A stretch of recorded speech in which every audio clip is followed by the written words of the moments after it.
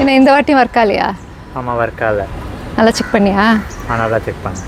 Vivo ஐக்கூவில் work ஆகுது, ரெட்மியில் work ஆகலன்ற. ஆமாம், நானும் டெஸ்ட் பண்ணி பார்க்குறேன். இந்த வாட்டியும் ஆஃப் அடிச்சிட்டாங்க போலயே. Redmi note 13 pro Snapdragon 7S Gen 2 26,000 ரூபாய்க்கு லான்ச் பண்ணியிருக்காங்க. கார்டு ஆஃபர் யூஸ் பண்ணீங்க அப்படின்னா இந்த ஸ்மார்ட் ஃபோனை 24,000க்கு வாங்கலாம். இந்த விலைக்கு ஸ்மார்ட் ஃபோன் வாங்கலாமா வேண்டாமா, என்ன இதில் நல்லா இருக்குது அப்படின்னு நம்ம பார்க்கலாம். 10 நாளாக யூஸ் பண்ணிகிட்டு இருக்கேன். என்னுடைய எக்ஸ்பீரியன்ஸ் தான் உங்கள் கூட ஷேர் பண்ண போகிறேன்.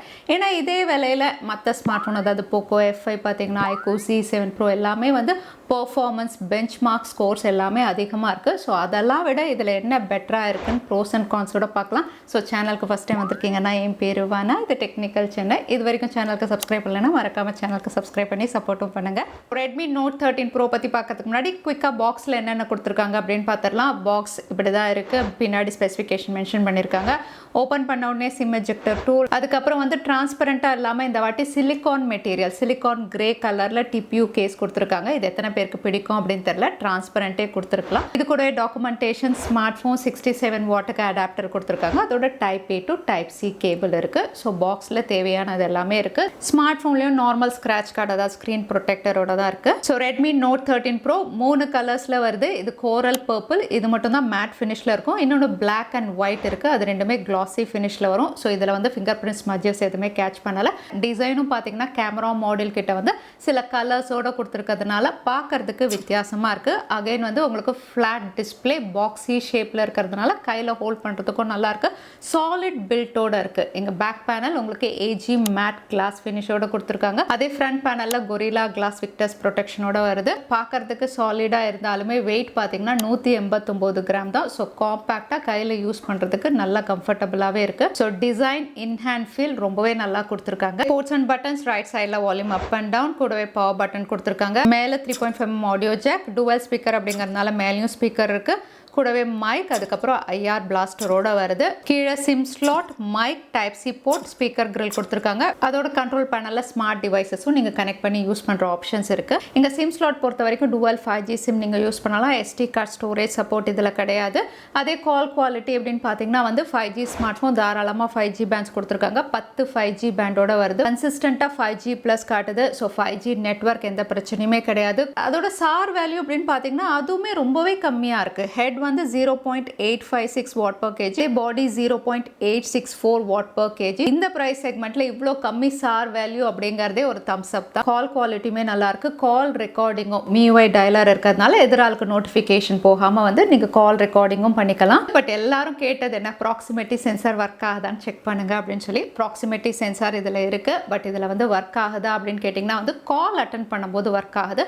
மற்ற நேரம் பார்த்தீங்கன்னா வந்து டெஸ்ட் பண்ணும்போது வந்து ப்ராக்சிமிட்டி சென்சார் ஒர்க் ஆகலை. இந்த ரெட்மி ஸ்மார்ட் ஃபோனில் நான் டெஸ்ட் பண்ணுறேன். உங்களுக்கு ப்ராக்சிமிட்டி சென்சார் இது பார்த்தீங்கன்னா உங்களுக்கு ஆஃபே ஆகலை. ப்ராக்சிமிட்டி சென்சார் க்ளோ ஆகிட்டே இருக்குது. அதே வந்து இது விவோ ஸ்மார்ட் ஃபோன், இதில் பார்த்தீங்கன்னா வந்து நான் டெஸ்ட் பண்ணும்போது இமீடியட்டாக உங்களுக்கு ஆஃப் ஆகுது. ப்ராக்சிமிட்டி சென்சார் வந்து உங்களுக்கு ஒர்க் ஆகுது. ரெட்மி ஸ்மார்ட் ஃபோனில் ப்ராக்சிமிட்டி சென்சார் எப்போ மாதிரி இந்த வாட்டியும் இவங்க ப்ராப்பராக கொடுக்கல. அதே கால் பேசும்போது செக் பண்ணி பார்த்தேன். ஒவ்வொரு வாட்டியும் காது கிட்ட கொண்டு போகும்போது இமீடியட்டாக ஆஃப் ஆகிடுது.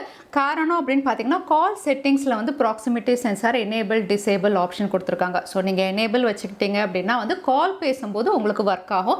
காது கிட்ட எடுத்துட்டு போறீங்கன்னா ஆட்டோமேட்டிக்காக ஆஃப் ஆகிடும். அதே மற்ற நேரங்கள்லாம் உங்களுக்கு ப்ராக்சிமிட்டி சென்சார் ஒர்க் ஆகல. ஸோ கால் பேசும்போது ப்ராக்சிமிட்டி சென்சார் ஒர்க் ஆகிறதுனால வந்து பெரிய இஷ்யூ இருக்காது அப்படின்னு நினைக்கிறேன். மற்ற நேரங்கள், அதாவது நீங்கள் ஷர்ட் பாக்கெட்லாம் வைக்கிறீங்க அப்படிங்கும்போது வந்து நீங்கள் ஆஃப் பண்ணிட்டு வைங்க. அப்படி இல்லைனா ஆக்சிடென்டல் டச்சஸ் ஆகிறதுக்கான வாய்ப்பு இருக்கு. அதே பெர்ஃபார்மன்ஸ்க்கு ஸ்னாப்ட்ராகன் 7S Gen 2 ஒரு புது சிப்பில் கொடுத்துருக்காங்க அப்படின்னு நானே வந்து வாவ் அப்படின்னு தான் சொன்னேன். ஏன்னா வந்து ஏற்கனவே நம்ம ஸ்னாப்ட்ராகன் 7+ Gen 2லாம் பார்த்துருக்கோம். ரொம்பவே நல்லா பெர்ஃபார்ம் பண்ணக்கூடிய சிப். ஸோ அதே லைனப்பில் வர ஒரு சிப் செட் நல்ல பெர்ஃபார்மிங்காக இருக்கும் அப்படின்னு பார்த்தா வந்து இது ஒரு பேசிக் சிப்பாக தான் இருக்குது. ஏன்னா எங்கள் AnTuTu ஸ்கோர் அப்படின்னு பார்த்தீங்கன்னா 5 லட்சம் தான். அதே ஸ்னாப்ட்ராகன் 7+ Gen 2லாம் போக்கோ F5ல இருக்கக்கூடிய சிப் செட்லாம் உங்களுக்கு 1 மில்லியனுக்கு மேலே ஸ்கோர் பண்ணும். அதே ஐக்கூ Z7 Pro இந்த ஸ்மார்ட் ஃபோன் உங்களுக்கு 7 லட்சத்துக்கு மேலே ஸ்கோர் பண்ணும். ஸோ அதே ப்ரைஸ் செக்மெண்ட்டில் இருக்கக்கூடிய மற்ற ஸ்மார்ட் ஃபோனை கம்பேர் பண்ணும்போது இங்கே வந்து இது ஒரு நார்மல் ஆவரேஜ் சிப்பில் தான் கொடுத்துருக்காங்க. கொடுத்துருக்காங்க. இதுவும் 4 நானோமீட்டரில் ப்ராசஸ் பண்ண சிப் தான். Clock speed 2.4 GHz, GPU Adreno 710, கூடவே UFS 2.2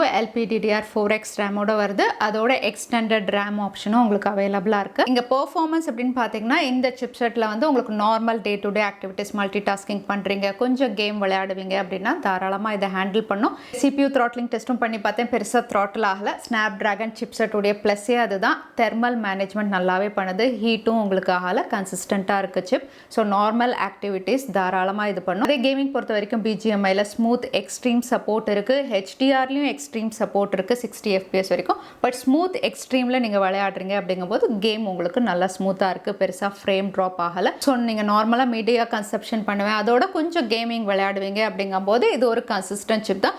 கேமிங்காக தான் அப்படிங்கும்போது வந்து இதை விட உங்களுக்கு பெட்டர் ஆப்ஷன்ஸ் நிறையவே இருக்குது. நீங்கள் போக்கோ F5 அதுக்கப்புறம் iQOO C7 Pro எல்லாம் பார்க்கலாம், அதெல்லாம் உங்களுக்கு இதை விட பெட்டராக இருக்கும் பெர்ஃபார்மன்ஸில். சாஃப்ட்வேர் பொறுத்த வரைக்கும் இந்த வாட்டியும் ரெட்மி நம்மளை டிசப்பாயிண்ட் பண்ணியிருக்காங்கன்னு தான் சொல்லணும். 2024 ஸ்மார்ட் ஃபோன் லான்ச் பண்ணிவிட்டு அவுட் ஆஃப் த பாக்ஸ் இது Android 13 தான் வருது. கூடவே ஹைப்பர் OS வரும் அப்படின்னு பார்த்தேன், பட் MIUI 14 கொடுத்துருக்காங்க. ஹைப்பர் OS ஃபியூச்சரில் கொடுப்போம் அப்படின்னு சொல்லியிருக்காங்க, நம்ம வெயிட் பண்ணி தான் பார்க்கணும். இங்கே வந்து Android 13 அப்படிங்கிறது வந்து இவங்க அப்டேட்டில் ஓரளவுக்கு காம்பன்சேட் பண்ணிட்டாங்க. ஏன்னா வந்து 3 இயர்ஸ்க்கான OS அப்டேட் அப்படின்னு சொல்லியிருக்காங்க. ஸோ Android 16 வரைக்கும் நம்ம இந்த ஸ்மார்ட் ஃபோனை அப்டேட் பண்ணி யூஸ் பண்ணிக்கலாம். MIUI 14 சொல்லவே தேவையில்லை, எப்போ மாதிரி கிளம்ஸியாக தேவையில்லாத ஆப்ஸ் எக்கச்சக்கமாக இருக்குது. பட் எல்லாமே நீங்கள் அன்இன்ஸ்டால் பண்ணிக்கலாம். அன்இன்ஸ்டால் பண்ணதுக்கப்புறம் ஒரு க்ளீன் யூசர் இன்டர்ஃபேஸ் வந்து நீங்கள் எக்ஸ்பீரியன்ஸ் பண்ணுற மாதிரி தான் இருக்குது. ஆப் நோட்டிஃபிகேஷன்ஸ் அப்பப்போ பாப்பப் ஆகுது, அதையும் டிசேபிள் பண்ணிக்கிட்டீங்க அப்படின்னா வந்து உங்களுக்கு யூசர் எக்ஸ்பீரியன்ஸ் பெட்டராக இருக்கும். அதே கேமரா பொறுத்த வரைக்கும் 200 மெகா பிக்சல் அப்படிங்கிறத தான் வந்து மெயினாக இவங்க ஃபோக்கஸ் பண்ணியிருந்தாங்க. மெயின் சென்சார் உங்களுக்கு 200 மெகா பிக்சல் OS சப்போர்ட்டோட வருது. ஆனால் இது வந்து சாம்சங் உடைய ISOCELL H3 சென்சார் தான். இது கூடவே 8 மெகா பிக்சலுக்கு அல்ட்ரா வைட், கூடவே 2 மெகா பிக்சலுக்கு மேக்ரோ இருக்குது. ஃப்ரண்ட் கேமரா 16 மெகா பிக்சலில் செல்ஃபி கேமரா கொடுத்துருக்காங்க. So Redmi note 12 pro users நீங்கள்லாம் வந்து சந்தோஷம் தான் படணும். ஏன்னா வந்து ரெட்மி நோட் 12 ப்ரோவில் வந்து சோனி சென்சார் கொடுத்துருந்தாங்க 50 மெகா பிக்சலாக இருந்தாலும். ஆனால் இதில் வந்து 200 மெகா பிக்சல் அப்படின்னாலுமே சாம்சங் சென்சார் தான். பட் இதில் வந்து 200 மெகா பிக்சலில் பிக்சர்ஸ் அப்படின்னு பார்த்தீங்கன்னா டீட்டெயில்ஸ் ரொம்பவே நல்லாயிருக்கு. கலர் சேச்சுரேஷன் பண்ணவே இல்லை. எப்போவுமே ரெட்மியில் அந்த பிரச்சனை இருக்கும், இங்கே கலர் சேச்சுரேஷனே ஆகலை.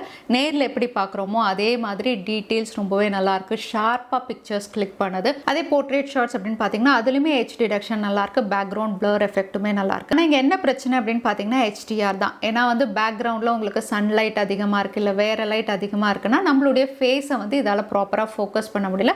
ஸோ லைட் எக்ஸ்போஷர் கண்ட்ரோல் பண்ணுறது அப்படின்னு பார்த்தீங்கன்னா கொஞ்சம் கஷ்டப்பட தான் செய்யுது. மேபி ஒரு சாஃப்ட்வேர் அப்டேட்டில் அது இவங்க சரி பண்ணலாம். அல்ட்ரா வைட் அப்படின்னு பார்த்தீங்கன்னா அதுலேயுமே வந்து உங்களுக்கு டீட்டெயில்ஸ் நல்லாயிருக்கு, கலர்ஸுமே வந்து ப்ரெசென்டபிளாக காட்டுது. மேக்ரோ ஷாட்ஸுமே உங்களுக்கு நல்லாவே இருக்குது. அதே நைட் ஷாட்ஸ் பொறுத்த வரைக்கும் ரொம்ப இருட்டாக இருக்குது அப்படிங்கும்போது டீட்டெயில்ஸ் அந்த அளவுக்கு ப்ரொடியூஸ் பண்ண முடியல. கொஞ்சம் அங்கங்கே லைட் இருக்குது அப்படிங்கும்போது வந்து டீட்டெயில்ஸ் நல்லாவே ப்ரொடியூஸ் பண்ணுது. அதே செல்ஃபி கேமரா 16 மெகா பிக்சலில் உங்களுக்கு நல்லாவே கிளிக் பண்ணுது. உங்களுக்கு சப்ஜெக்டுடைய ஸ்கின் டோனாக இருக்கட்டும், ஃபேஸ் கலர் எல்லாமே வந்து ஓரளவுக்கு மெயின்டைன் பண்ணியிருக்கு. அதோட டீட்டெயில்ஸும் கிறிஸ்பாக உங்களால் கிளிக் பண்ண முடியும். போர்ட்ரேட் ஷாட்ஸ்லுமே வந்து பேக்ரவுண்ட் ப்ளர் பண்ணி வந்து 16 மெகா பிக்சலில் உங்களுக்கு அவுட்புட் நல்லாவே இருக்குது. அதே வீடியோ பொறுத்த வரைக்கும் வந்து உங்களுக்கு ரியர் சைடில் 4K 30 FPS சப்போர்ட் வரைக்கும் இருக்குது. இதில் வீடியோ ரெக்கார்ட் பண்ணுறீங்க அப்படிங்கும்போது டீட்டெயில்ஸ் நல்லாயிருக்கு. ஸ்டெபிலைசேஷனும் வந்து ஓரளவுக்கு மெயின்டைன் பண்ணுது. பட் 1080-60 FPSல இன்னும் பெட்டராக இருக்குது ஸ்டெபிலைசேஷன். அதே ஃப்ரண்ட் கேமராவில் வீடியோ இன்னும் பெட்டர் ரெசல்யூஷன் கொடுத்துருக்கலாம். இவங்க 1080-30 FPS வரைக்கும் தான் உங்களுக்கு சப்போர்ட் பண்ணும்.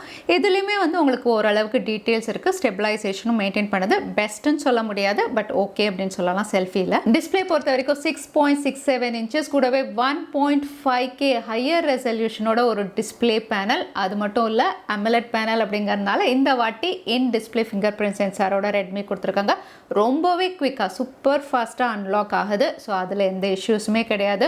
இது கூடவே 120 Hz ஹையர் ரெஃப்ரெஷ் ரேட், அதையும் வந்து கஸ்டமைஸ் பண்ணிக்கலாம். ஏன்னா பொதுவாக 120 Hz ஹையர் ரெஃப்ரெஷ் ரேட் எல்லா ஆப்ஸ்லையும் ஒர்க் ஆகாது. இங்கே பார்த்தீங்கன்னா வந்து உங்களுக்கு கஸ்டம் ஆப்ஷன் போய்ட்டு செட்டிங்ஸில் நீங்கள் 120 Hz வந்து எந்தெந்த ஆப்புக்கு வேணுமோ நீங்கள் சூஸ் பண்ணிக்கிற மாதிரி வந்து ஒரு ஆப்ஷன் கொடுத்துருக்காங்க. ஸோ இது கூடவே பீக் பிரைட்னஸும் 1200 நிட்ஸ் அப்படிங்கிறதுனால வந்து நீங்கள் அவுட்டோர்லலாம் யூஸ் பண்ணுறீங்க அப்படிங்கும்போது டேரெக்டாக சன்லைட் பட்டால் கூட உங்களுக்கு தெளிவாகவே இருக்குது டிஸ்பிளே. இது கூடவே உங்களுக்கு வைட்1 L1 சப்போர்ட் இருக்குது. பட் இருந்தாலுமே வந்து உங்களுக்கு HDR வந்து யூடியூப்லேயோ நெட்ஃப்ளிக்ஸ்லேயோ ப்ளே பண்ண முடியாது. இங்கே வந்து யூடியூப்பில் உங்களுக்கு 4K ப்ளே ஆகும், பட் HDR சப்போர்ட் இல்லை. அதே நெட்ஃப்ளிக்ஸ் அப்படின்னு பார்த்தீங்கன்னா அதுலேயுமே HD கண்டென்ட்ஸ் நீங்கள் ஸ்ட்ரீம் பண்ண முடியாது. ஆனால் டால்பி விஷன் சப்போர்ட் கொடுத்துருக்கிறதுனால வந்து வியூவிங் எக்ஸ்பீரியன்ஸ் ரொம்பவே நல்லாயிருக்கு. ஏன்னா பெசில்ஸ் அப்படின்னு பார்த்தீங்கன்னா வந்து ரொம்பவே தின்னாக ஈவனாக கொடுத்துருக்காங்க. ஃப்ளாட் டிஸ்பிளேவாக இருந்தாலுமே ஒரு ஃபுல் வியூ டிஸ்பிளே பார்க்குற மாதிரி பெசில்ஸ் ரொம்பவே அழகாக டிசைன் பண்ணியிருக்காங்க.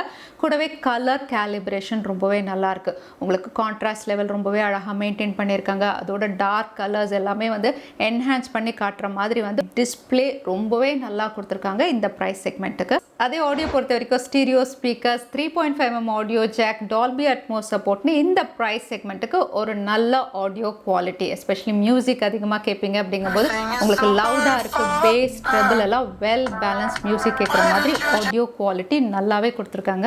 அதோட பேட்டரி கெப்பாசிட்டியும் 5100 mAh, கூடவே வந்து 67 வாட் ஃபாஸ்ட் சார்ஜிங் சப்போர்ட் இருக்குது. அதனால வந்து 45 to 50 minutes, 1 மணி நேரத்துக்குள்ளே உங்களுக்கு 100% குவிக்காக சார்ஜ் ஆகிடும். பேட்டரி ஆப்டிமைசேஷனுமே ரொம்பவே நல்லா பண்ணியிருக்காங்க.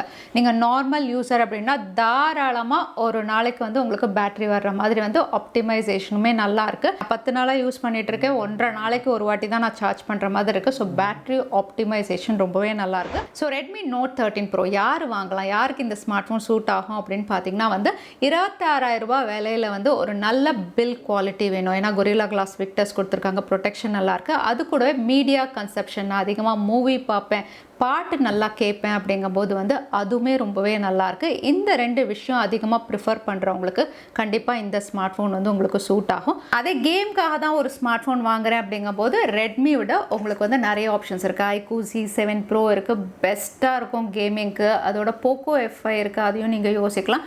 கேம்காக வாங்கணும் அப்படிங்கும்போது உங்களுக்கு இதை விட நிறைய ஆப்ஷன்ஸ் இருக்குது, இதை விட்டுருங்க. ரெட்மி நோட் 13 ப்ரோவில் என்ன நல்லா இருக்குது, என்ன நல்லா இல்லை அப்படின்னு என்ன கேட்டிங்கன்னா வந்து பெஸ்ட் அப்படின்னு சொல்லணும்னா ஃபஸ்ட்டு டிசைன் நல்லா கொடுத்துருக்காங்க. அதோட பில் குவாலிட்டி சாலிடாக இருக்குது, கையில் வச்சு யூஸ் பண்ணும்போது. ஃப்ளாட் டிஸ்பிளே பிடிக்கும் அப்படிங்கிறவங்களுக்கு கண்டிப்பாக இது பிடிக்கும். கலர் ஆப்ஷன்ஸுமே நல்லாயிருக்கு. இது கூடவே வந்து மீடியா கன்செப்ஷன் அதிகமாக பண்ணுவேன், நான் படம் பார்ப்பேன், பாட்டு கேட்பேன் அப்படிங்கும்போது உங்களுக்கு டிஸ்பிளே குவாலிட்டியும் நல்லாயிருக்கு. ஆடியோவும் வந்து ரொம்பவே நல்லா கொடுத்துருக்காங்க ஸ்டீரியோ ஸ்பீக்கர்ஸோட. இது கூடவே வந்து பேட்டரி ஆப்டிமைசேஷன், ஃபாஸ்ட் சார்ஜிங் சப்போர்ட்டுமே நல்லாயிருக்கு. இதில் ஆவரேஜ் அப்படின்னு நம்ம சொல்லணும்னா கேமராவை சொல்லலாம். குறை அப்படின்னு நம்ம சொல்லணும்னா ப்ராக்சிமிட்டி சென்சார் இவங்க வந்து ப்ராப்பராக கொடுக்கல. பட் இருந்தாலுமே கால் பேசும்போது செட்டிங்ஸில் எனேபிள் பண்ணிட்டா அது உங்களுக்கு நல்லா தான் ஒர்க் ஆகுது. ஸோ அதை நம்ம குறை அப்படின்னு நம்ம சொல்ல முடியாது. பட் ஸ்டோரேஜ் வேரியண்ட், ஏன்னா வந்து 200 மெகா பிக்சலில் ஃபோட்டோ எடுக்கும்போது தான் டீட்டெயில்ஸ் நல்லாயிருக்கு. 200 மெகா பிக்சலில் நீங்கள் ஃபோட்டோ எடுக்கிறீங்க அப்படிங்கும்போது அந்த ஃபைல் சைஸ் பார்த்தீங்கன்னா வந்து மினிமம் 40 MB இருக்குது. ஸோ நீங்கள் அதிகமாக பிக்சர்ஸ் எடுப்பீங்க அப்படின்னா கண்டிப்பாக ஹையர் வேரியண்ட் தான் போகணும். பேஸ் வேரியண்ட் 128 GB வந்து உங்களுக்கு பத்துமா அப்படிங்கிறது சந்தேகம் தான். 200 மெகா பிக்சலில் ஃபோட்டோஸ் எடுத்தீங்க அப்படின்னா, ஏன்னா இதில் SD கார்டு சப்போர்ட்டும் கிடையாது, ஸ்டோரேஜ் நீங்கள் எக்ஸ்பேண்ட் பண்ண முடியாது. ஸோ நீங்கள் வந்து ஹையர் ஸ்டோரேஜ் வேரியண்ட் வாங்குறேன் அப்படிங்கும்போது 26,000லேருந்து இன்னும் 2,000 ரூபா போடணும், 28,000க்கு வாங்கணும். ஸோ 28,000 26,000 அப்படின்னு சொல்லும் போதே வந்து ஃபீச்சர்ஸ் பார்த்தீங்கன்னா கொஞ்சம் ஓவர் ப்ரைஸ் தான் இந்த ஸ்மார்ட் ஃபோன். ஸோ ஒருவேளை ஆஃபரில் 24,000க்கு கீழெல்லாம் வரும்போது வந்து இந்த ஸ்மார்ட் ஃபோன் ஓவராலாக ப்ரைஸ் ஓவர் ஃபீச்சர்ஸ் நல்லாவே இருக்குது. ஸோ ரெட்மி நோட் 13 ப்ரோ இந்த ஸ்மார்ட் ஃபோன் பற்றி நீங்கள் என்ன நினைக்கிறீங்க தவறாமல் கமெண்ட்டில் ஷேர் பண்ணுங்கள். வீடியோ யூஸ்ஃபுல்லாக இருந்தால் லைக் பண்ணுங்கள், உங்கள் ஃப்ரெண்ட்ஸோடையும் ஷேர் பண்ணுங்கள். இன்னொரு வீடியோவில் பார்க்குறேன். Stay safe, stay happy.